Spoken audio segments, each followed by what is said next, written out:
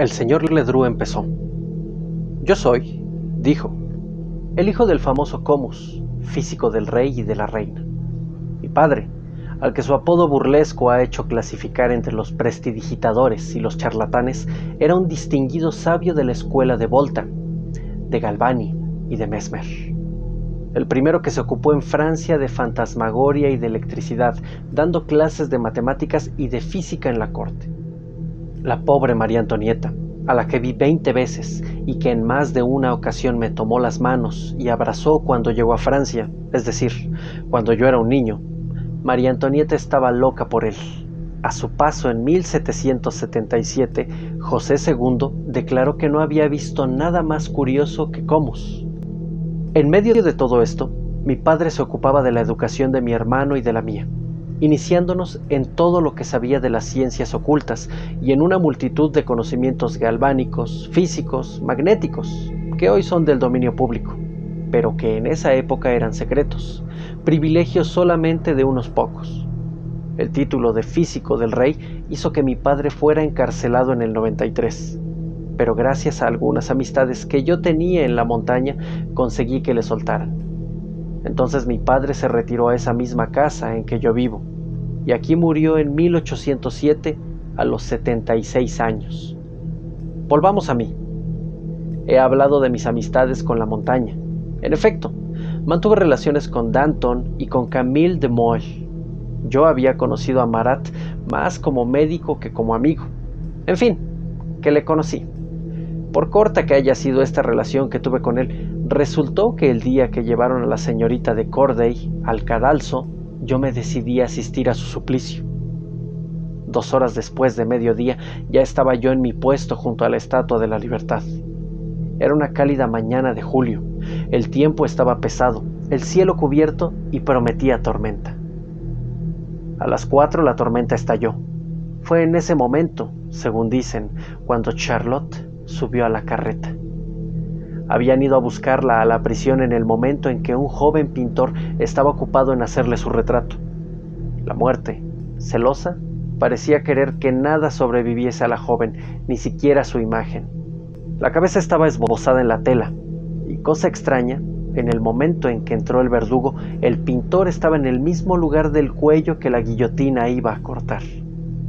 Los relámpagos brillaban, caía la lluvia, resonaba el trueno, pero nada había podido dispersar el populacho curioso. Los muelles, los puentes y las plazas estaban atestadas. Los rumores de la tierra apenas cubrían los rumores del cielo. Aquellas mujeres a las que con un nombre enérgico se llamaban chupadoras de guillotina, la perseguían con maldiciones. Oía aquellos ruidos acercarse a mí como se oyen los de una catarata. Mucho tiempo antes de que pudiera percibir nada, la multitud onduló. Finalmente, como un navío fatal, apareció la carreta en medio de la multitud y pude distinguir a la condenada, a la que no conocía, a la que no había visto nunca. Era una hermosa joven de 27 años, de ojos magníficos, con una nariz de un diseño perfecto y unos labios de regularidad suprema. Se mantenía de pie, con la cabeza alta, menos para parecer dominar a aquella multitud que porque sus manos atadas a la espalda la forzaban a mantener así la cabeza. La lluvia había cesado, pero como había soportado la lluvia durante las 3/4 partes del camino, el agua que había corrido por ella dibujaba sobre la lana húmeda los contornos de su cuerpo encantador. Se hubiera dicho que salía del baño. La camisa roja que le había puesto el verdugo daba un aspecto extraño y un esplendor siniestro a aquella cabeza tan orgullosa y tan enérgica. En el momento en que llegaba a la plaza cesó la lluvia, y un rayo de sol, deslizándose entre 2 nubes, fue a jugar entre sus cabellos, que hizo irradiar como una aureola. En verdad, se lo juro, aunque detrás de aquella joven hubiera un crimen, acción terrible, incluso aunque vengase a la humanidad, aunque yo detestase aquel crimen, no habría sabido decir si lo que veía era una apoteosis o un suplicio. Al divisar el cadalso, palideció, y esta palidez fue sensible, debido sobre todo a la camisa roja que le subía hasta el cuello. Pero casi al punto hizo un esfuerzo, y terminó volviéndose hacia el cadalso que contempló sonriendo. La carreta se detuvo, Charlotte saltó a tierra sin permitir que la ayudaran a descender. Luego subió los peldaños del cadalso que la lluvia que acababa de caer habían vuelto resbaladizos, tan rápido como se lo permitía la longitud de su camisa que arrastraba en el estorbo de sus manos atadas. Al sentir la mano del ejecutor posarse sobre su hombro para quitarle el pañuelo que cubría su cuerpo, palideció por segunda vez. Pero en ese mismo instante, una última sonrisa vino a desmentir aquella palidez, y por sí misma, sin que se le atase la infame báscula, en un impulso sublime y casi jovial, pasó su cabeza por la horrible abertura. Cayó la cuchilla. La cabeza separada del tronco fue a parar a la plataforma y rebotó. Fue entonces cuando uno de los ayudantes del verdugo, llamado Legros, tomó aquella cabeza por el pelo y en una vil adulación a la multitud le dio una bofetada. Pues bien, les digo que con aquella bofetada la cabeza se ruborizó. La cabeza, no la mejilla. Yo lo vi, ¿me oyen? No la mejilla tocada, sino las dos mejillas, y con rubor igual, porque el sentimiento vivía en aquella cabeza y se indignaba de haber sufrido una vergüenza que no podía detener. También el pueblo vio aquel rubor y tomó el partido de la muerta contra el vivo, de la supliciada contra el verdugo. Acto seguido se pidió venganza por aquella indignidad, y acto seguido el miserable fue entregado a los gendarmes y llevado a prisión.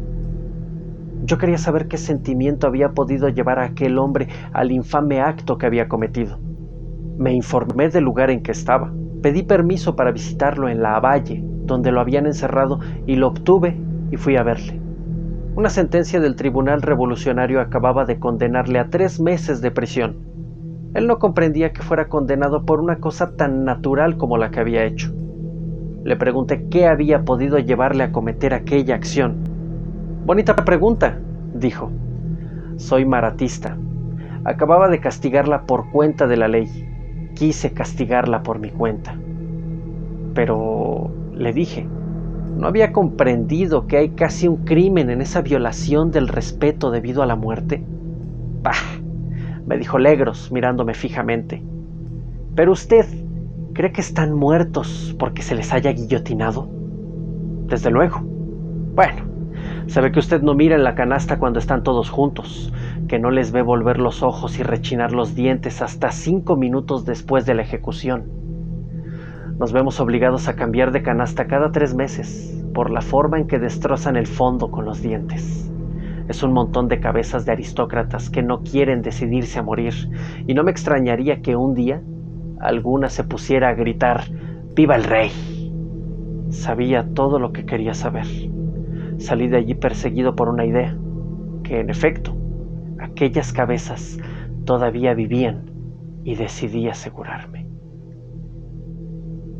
La bofetada de Carlota Corday. Alejandro Dumas.